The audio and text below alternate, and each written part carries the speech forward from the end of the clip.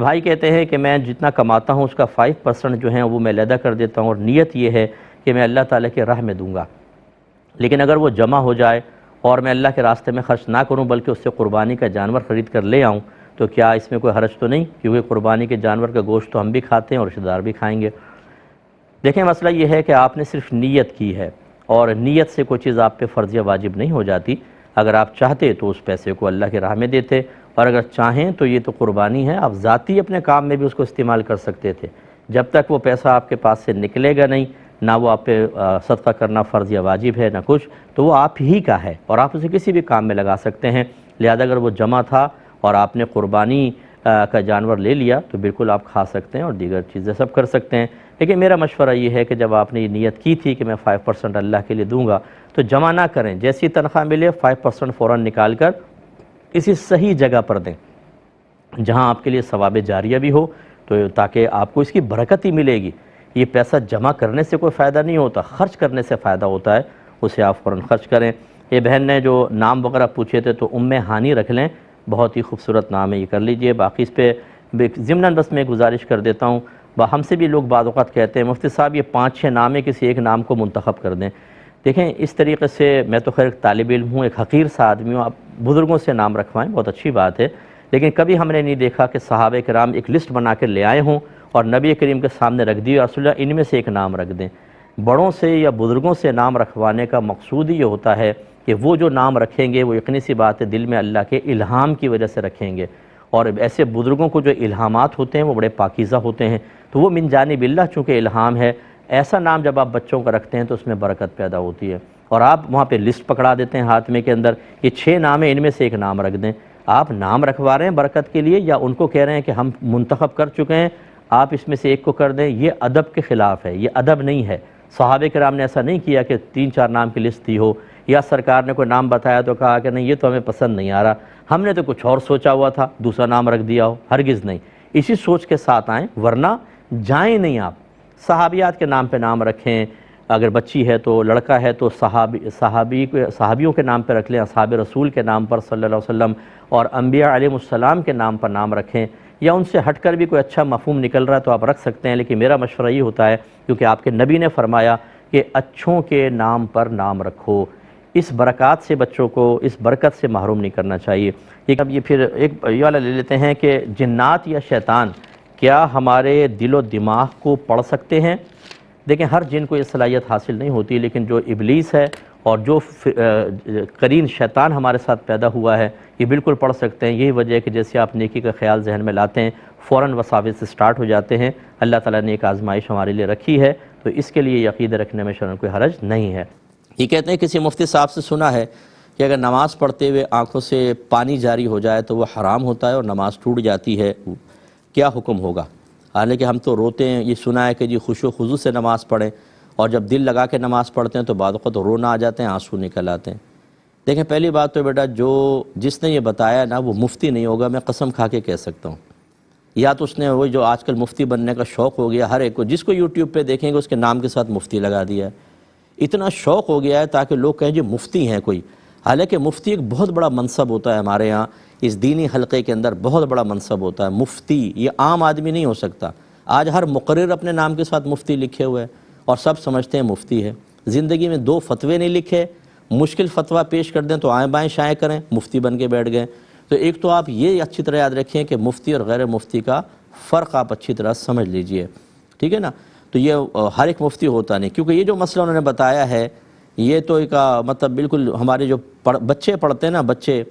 دارالعلوموں کے اندر دوسرے سال میں ثانیہ کے اندر، وہ بھی اس کا جواب صحیح دے دیں گے، تو وہ مفتی صاحب نہیں ہوں گے، اور یا پھر آپ کو غلط فہمی ہوئی کہ کوئی عالم تھا اور آپ اس کو مفتی کہہ رہے ہیں، وہ مفتی نہیں کہتا اپنے آپ کو، لیکن آپ سمجھ رہے ہیں۔ ہر مسئلہ بتانے والا مفتی نہیں ہوتا، بعض لوگ میڈیا پر آ کے مسئلے بتانے کا شوق ہوتا ہے، وہ عالم تک نہیں ہوتے اور وہ مسئلے بتا رہے ہوتے ہیں۔ بعض ایسے ہوتے ہیں جو اپنے نام کے ساتھ مفتی لکھ لیتے ہیں، مفتی نہیں ہوتے، وہ مسئلے بتا رہے ہوتے ہیں، اور ہم لوگ سنتے ہیں تو یہ رمضان میں خاص طور پہ بھرمار ہو گیا، آپ دیکھیے گا، اور غلط سلط مسئلے بیان کر رہے ہوتے ہیں۔ یہ بھی یاد رکھیں کہ یہ آپ باہر شریعت پڑھتے ہیں نا، اس میں بہت سارے مسائل ایسے ہیں خصوصاً جو معاملات کے ہیں جو تغیر زمانہ کے اعتبار سے اب تبدیلی کا تقاضا کر رہے ہیں، کیونکہ وہ پہلے دور کے حساب سے فتوے تھے، اب ماحول بدل گیا۔ اب اگر کوئی یہ کہے جی میں تو باہر شریعت سے مسئلہ بتا رہا ہوں، غیر مفتی کو یہ مسئلہ بتانا بھی شرعاً جائز نہیں ہے۔ میں نے ابھی سنی ایک دو کلپیں میرے پاس آئیں، بالکل غلط مسئلہ، اس دور کے اعتبار سے وہ مسئلہ نہیں بیان کرنا چاہیے تھا، لیکن اگر ہم جیسا آدمی اس کی نشاندہی کرے اسے فوراً مخالفت سے تعبیر کر دیا جاتا ہے، جی مخالفت کر رہے ہیں۔ دیکھیں باہر شریعت میں لکھا ہے، بھائی باہر شریعت میں لکھا ہے، لیکن کیا یہ بیان ہی یہ مسئلہ اس وقت بیان کرنا چاہیے کہ نہیں کرنا چاہیے؟ جو اسباب ستہ کہلاتے ہیں، 6 اسباب ایسے ہوتے ہیں جن کی بنا پر حکم بدل جاتا ہے۔ پہلے زمانے کا وہ قول جو لوگوں کو بیان کیا تھا جس کو مفتہ بہی قول کہتے ہیں، وہ آج کے دور میں غیر مفتہ بہی ہو جاتا ہے بعض اوقات، اور بعض اوقات جو غیر مفتہ بہی پہلے تھا وہ مفتہ بہی ہو جاتا ہے۔ اس کی شناخت اور پہچان کے لیے دقت نظری اور وسیع علم درکار ہوتا ہے۔ اب جو اس فیلڈ کا ہی نہیں ہے، خالی باہر شریعت سے پڑھ کے اس نے مسئلہ بیان کر دیا، یہ اسے پتہ ہی نہیں کہ عرف بدل گیا ہے۔ میں نہیں کہتا ہوں، میں آپ کو آقا نعمت امام اہل سنت مجدد دین و ملت پروانِ شمع رسالت شاہ احمد رضا خان علیہ رحمۃ الرحمن نے جو فتاوی رضویہ میں اصول بیان کیا وہ میں آپ کو بیان کر دیتا ہوں۔ فرماتے ہیں کہ جو فتویٰ دے اور اپنے زمانے کے عرف، لوگوں کی طبیعتوں، کیفیات کو نہ جانتا، اس پہ نظر نہ ہو، وہ فتویٰ دینے میں ضرور جاہل ہے۔ ایک مقام پہ فرمایا کہ وہ گناہ کر رہا ہے اور ظلم کر رہا ہے۔ یہ آسان نہیں ہوتا مسئلے بیان کرنا جو میں آپ کے سامنے بیان کر رہا ہوں، انتہائی مشکل ترین فیلڈ ہے ہماری مسائل کی، تو برا کوئی نہ مانے، یہ شوق چھوڑ دیں۔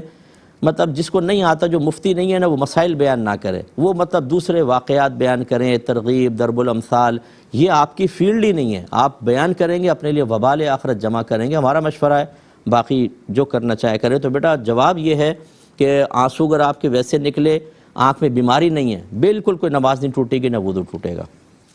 ایک انہوں نے کویسچن کیا کہ خرگوش کھانا کیسا ہے؟ بالکل جائز ہے، ہمارے نبی کریم صلی اللہ علیہ وسلم سے بھی کھانا ثابت ہے، یہ طیب اور حلال جانور ہے۔ ایک کالر ہمارے ساتھ ہیں، السلام علیکم۔ ایک مختصر سا بریک لیں گے، ہمیں یقین ہے ہمارے ساتھ ہی رہیں گے۔ بسم اللہ الرحمن الرحیم۔ ایک کویسچن یہ ہوا تھا کہ کسی کو پیسوں کی ضرورت ہو، یعنی قرض لینا ہے، تو کیا غیر مسلم سے قرض لے سکتے ہیں؟ غیر مسلم نے آفر کی ہے کہ آپ جتنے پیسے لیں اتنے ہی دیں، میں سود وغیرہ نہیں لوں گا، تو کیا حکم شرع ہے؟ دیکھیں ہمارا مشورہ یہ ہے کہ غیر مسلم سے قرض نہ لیں تو بہت بہتر ہے، آج کل کے دور میں خاص طور پر۔ حالانکہ نبی کریم صلی اللہ علیہ وسلم کا یہودی سے قرضہ لینا ثابت ہے اور اپنی زرع اس کے پاس رکھوانا بطور رہن بھی ثابت ہے، لیکن میں آج کل کے دور کے اعتبار سے کہہ رہا ہوں کہ مسئلہ یہ ہوتا ہے کہ جب آپ ویسے بھی آپ دیکھیں، آپ غیر مسلم سے قرض لیں گے تو ایک تو اس کے احسان تلے دب جائیں گے،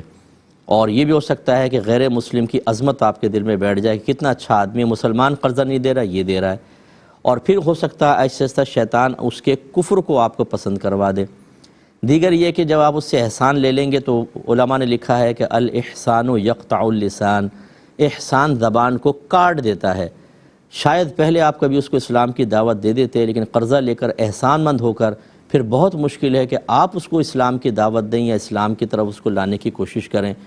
پھر یہ بھی ہو سکتا ہے کہ وہ آپ کا دوست ہو، لیکن یہ بھی تو ہو سکتا ہے کہ پھر وہ آپ سے اسلام کے خلاف کسی کام کے بارے میں کچھ کہے، یا آپ کے سامنے اسلام کو برا کہہ رہا ہو، اسلام کے اوپر تنقید کر رہا ہو، لیکن جب ایک احسان لے لیتا ہے آدمی، اس کو خوف ہوتا ہے کہ مجھ سے پیسہ مانگے گا، تو پھر وہ مصلحتاً ایک مجرمانہ خاموشی میں مبتلا ہوتا ہے کہ یار کیسے بولوں، اس کا تو قرض لیا ہوا ہے، فوراً قرض مانگ لے گا، اور اس طریقے سے آپ اسلام کے خلاف یا مسلمان کی تضحیک اور توہین اور تحقیر پر مشتمل جملے سننے کے باوجود خاموش رہنے پہ مجبور ہوں گے۔ اس لیے ہمارا مشورہ ہے کہ ایسا نہ کریں تو بہت بہتر ہے، لیکن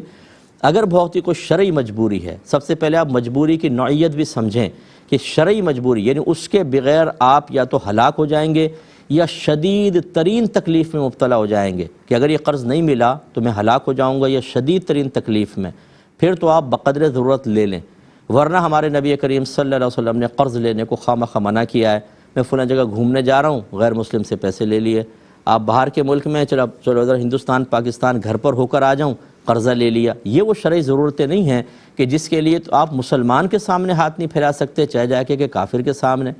اور اگر آپ یہ کہیں کہ نہیں میں نے نہیں مانگا، اس نے خود آفر کیا، جیسے سن لیتا ہے کوئی، یار کیوں نہیں جا رہے ہو گھر، وہ پیسے نہیں ہیں یار، چلو میں دے دیتا ہوں، اس کے باوجود بھی یہ ضرورت نہیں ہے آپ کی کہ آپ اس کے اوپر قرضہ لیں۔ یہ اچھی طرح یاد رکھیں، صبر کرنا بہتر ہے، قرض نہ لیں، نبی کریم نے اس کو ناپسند فرمایا۔ ایک